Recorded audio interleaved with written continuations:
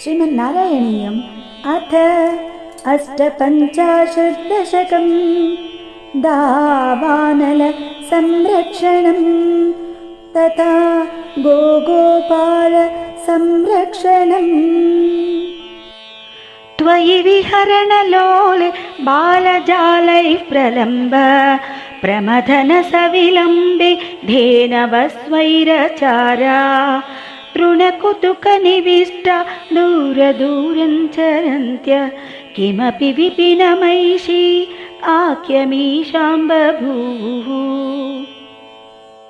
अनधिगतनिदाघक्रौर्य बृन्दावनान्तात् बहिरिदमुपयाता काननन् धेनवस्ताः तव विरह विषण्णा ऊष्मलग्रीष्मताप प्रसर विसरदम्बस्याकुलास्तम्भमापुः।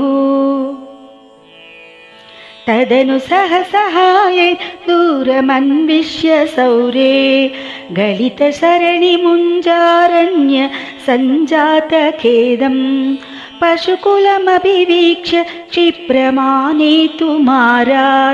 त्वयि गतवतिः सर्वतोऽग्निर्च जृम्भे।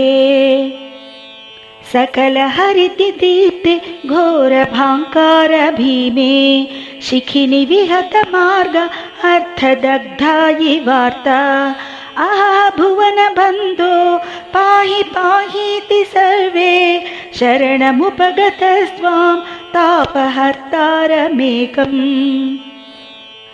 अलमलमतिभीत्या सर्वतो मीलयध्वं दृशमिति तव वाचा मीलिताक्षेषु तेषु क्वनु तव दहनोऽसौ कुत्र मुञ्जाटवीसा सपदिव वृतिरेते हन्त भाण्डीरदेशे।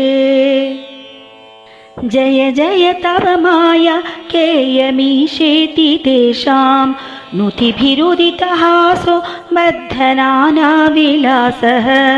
पुनरपि विपिनान्ते प्राचरः पाटलादि प्रसवनिकरमात्रग्राह्य घर्मानुभावे।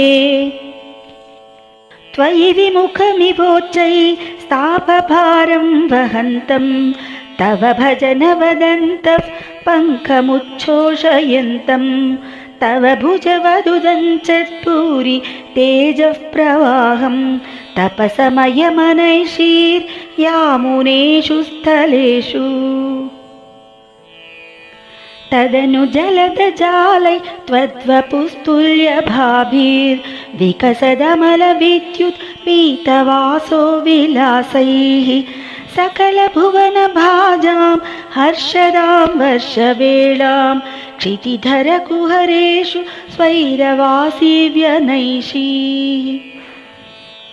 कुहरतलनिविष्टं त्वाङ्गरिष्टं गिरीन्द्रः शिखिकुलनवकेका काकुभिस्तोत्रकारी स्फुटकुटजकदम्ब स्तोमपुष्पाञ्जलिं च प्रविदधदनुभेजे देवा गोवर्धनोऽसौ।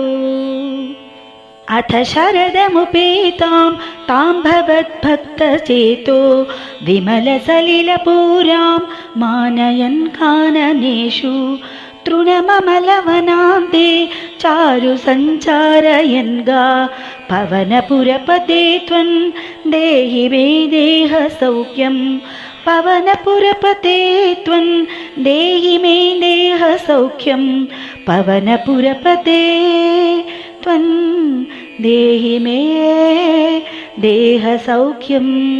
श्रीकृष्ण शरणं मम सर्वत्र गोविन्द नाम संकीर्तनं गोविन्दा गोविन्दा।